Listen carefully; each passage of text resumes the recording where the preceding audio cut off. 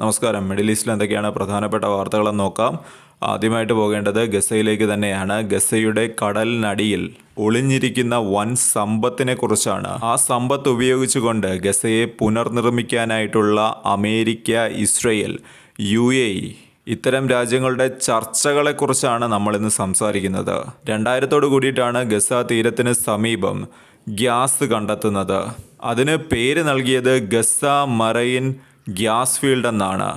ഇത് east Mediterranean gas ബെൽറ്റിൻ്റെ ഭാഗമായിട്ട് വരും. അതായത് ഇപ്പോൾ പാലസ്തീനികളുടെ ഏറ്റവും വിലമതിക്കുന്ന പ്രകൃതിവാതക ശേഖരമെന്ന് പറയുന്നത് ഇത്തരം ഗ്യാസ് ഫീൽഡുകളാണ്.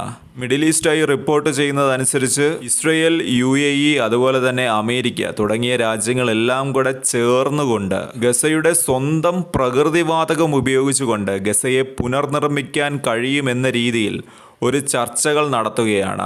UAEയുടെ അഡ്നോക്ക് എന്ന് പറയുന്ന ഒരു ഗ്രൂപ്പ് ഇത്തരം ഗ്യാസ് ഫീൽഡുകളുടെ ഓഹരി വാങ്ങിക്കുകയും അവിടെ നിന്ന് കിട്ടുന്ന ലാഭം ഇത്തരം ഗസ പുനർനിർമ്മാണത്തിനായി ഉപയോഗിക്കുമെന്നുമാണ് പറയപ്പെടുന്നത്. എന്നാൽ ഇത്തരം ചർച്ചകൾ അത് പ്രാരംഭഘട്ടത്തിൽ മാത്രമാണുള്ളത്. അതിനാൽ തന്നെ ഇത്തരം ചർച്ചകളുടെ കൂടുതൽ വിവരങ്ങൾ പുറത്തു വന്നിട്ടില്ല. അതായത് ഇസ്രയേൽ നടത്തിയ ആക്രമണത്തിൽ തകർന്ന് തരിപ്പണമായിട്ടുള്ള ഗസ പുനർനിർമ്മിക്കാൻ ഗസയിലെ തന്നെ പ്രകൃതിവാതകം അത് ഉപയോഗിക്കുന്നു. അതിനുവേണ്ടി ചർച്ചകൾ നടത്തുന്നത് ഇസ്രയേലും അമേരിക്കയും പോലെയുള്ള രാജ്യങ്ങളും. ലോജിക്കലി ചിന്തിച്ചാൽ ഇസ്രയേൽ തന്നെയാണ് ഇത്തരം പുനരുദ്ധാരണ പ്രവർത്തനങ്ങൾക്കുള്ള ചിലവുകൾ മൊത്തം വഹിക്കേണ്ടതെന്നാണ് ഈ ഒരു റിപ്പോർട്ടിൽ പറയുന്നത്.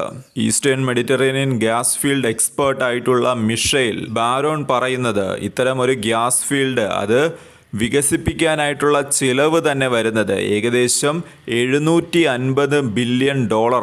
നമ്മുടെ ഇന്ത്യൻ രൂപയായി കണക്കാക്കുമ്പോൾ ഏകദേശം 6800 കോടി രൂപ ഇതിനായി വേണ്ടിവരും. ഇതിൽ നിന്നുള്ള ഏകദേശ വരുമാനം എന്ന് പറയുന്നത് $4 ബില്യൺ എന്നുമാണ് ഈ ഒരു റിപ്പോർട്ടിൽ പറയുന്നത്. ചുരുക്കി പറഞ്ഞാൽ ഗസയ്ക്ക് വരുമാനം കണ്ടെത്താൻ കഴിയുന്ന ഏറ്റവും നല്ല ഒരു അവസരമാണിത്. എന്നാൽ ഗസ പുനർനിർമ്മാണത്തിനാവശ്യമായിട്ടുള്ള ചെലവ് എത്ര കണ്ട് വരും എന്നതിനെക്കുറിച്ച് UN തന്നെ ചില കണക്കുകൾ പറയുന്നുണ്ട്. UN കണക്ക് പ്രകാരം ഗസ പുനർനിർമ്മാണത്തിനായിട്ട് വേണ്ടിവരുന്ന തുക എന്ന് പറയുന്നത് $70 ബില്യൺ. അതായത് ഇന്ത്യൻ രൂപയിൽ കണക്കാക്കുമ്പോൾ ഏകദേശം 6.37 ലക്ഷം കോടി രൂപ ഇതിനായി വേണ്ടിവരും. ഇതുമായി കമ്പയർ ചെയ്ത് നോക്കുമ്പോൾ ഇത്തരം ഓയിൽ ഫീൽഡുകളിൽ നിന്ന് കിട്ടുന്ന ലാഭം എന്ന് പറയുന്നത് വളരെ ചെറുതാണ്. അതായത് ഗസ പുനർനിർമ്മാണത്തിന് ഇത് ഒന്നുമാകില്ല എന്നാണ് ഈ ഒരു റിപ്പോർട്ടിൽ ചൂണ്ടിക്കാണിക്കുന്നത്. എന്നാൽ അമേരിക്കയുടെ പ്ലാൻ അത് മറ്റൊന്നാണ്. പൂർണ്ണമായിട്ടും ഒരു പുനർനിർമ്മാണമല്ല അമേരിക്ക ഉദ്ദേശിക്കുന്നത്. താൽക്കാലികമായിട്ടുള്ള വീടുകൾ, അത്തരം വീടുകൾ നിർമ്മിക്കുകയാണ് അമേരിക്കയുടെ ഇപ്പോഴുള്ള പദ്ധതി എന്നാണ് ഈ ഒരു റിപ്പോർട്ടിൽ പറയുന്നത്. അതായത് അടച്ചുറപ്പുള്ള നല്ല വീടുകൾ തകർത്ത് കളഞ്ഞിട്ട് താൽക്കാലിക വീടുകൾ എന്നുള്ള ഈ ഒരു അമേരിക്കയുടെ ഈ ഒരു പദ്ധതി ഈജിപ്ത് തുടങ്ങിയ നിരവധി രാജ്യങ്ങളാണ് ഇപ്പോൾ തള്ളിക്കളഞ്ഞിരിക്കുന്നത്. അതിനോടൊപ്പം തന്നെ നിരവധി ഗൾഫ് രാജ്യങ്ങളും ഇത്തരം ഒരു കാര്യത്തെ തള്ളിക്കളയുകയാണ് ഉണ്ടായത്. എന്നാൽ ഇവിടെ ഖത്തർ പറയുന്ന ഒരു കാര്യമുണ്ട്. അതായത് ഇത്തരം നാശനഷ്ടങ്ങൾ വരുത്തി വെച്ചിട്ടുള്ള രാജ്യം ഏതാണോ ആ രാജ്യം തന്നെ ഇതിനുള്ള പണവും നൽകണമെന്നാണ് ഖത്തർ പറയുന്നത്.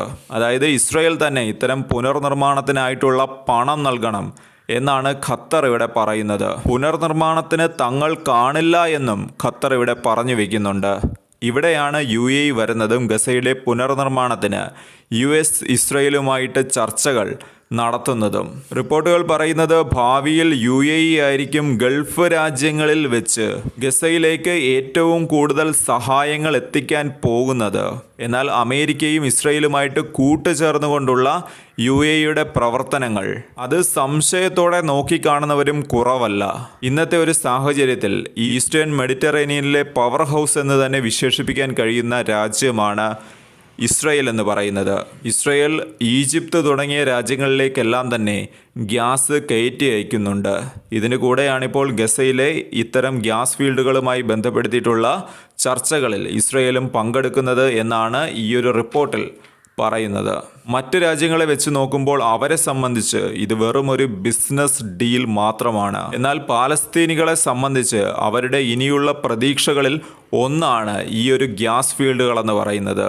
എന്തായാലും ഇപ്പോൾ ചർച്ചകൾ അത് നടക്കുന്നുണ്ട്. ഇത്തരം ചർച്ചകൾ നടക്കുന്നത് കൊണ്ട് പാലസ്തീനികൾക്ക് എന്തെങ്കിലും സഹായം കിട്ടുമോ എന്നുള്ള കാര്യം വരും ദിവസങ്ങളിൽ മാത്രമേ നമുക്ക് അറിയാൻ സാധിക്കുകയുള്ളൂ. മിഡിൽ ഈസ്റ്റ് ഐ എന്ന് പറയുന്ന മാധ്യമമാണ് ഇത് സംബന്ധിച്ചുള്ള ഡീറ്റെയിൽഡ് റിപ്പോർട്ട് ഇപ്പോൾ പ്രസിദ്ധീകരിച്ചിരിക്കുന്നത്.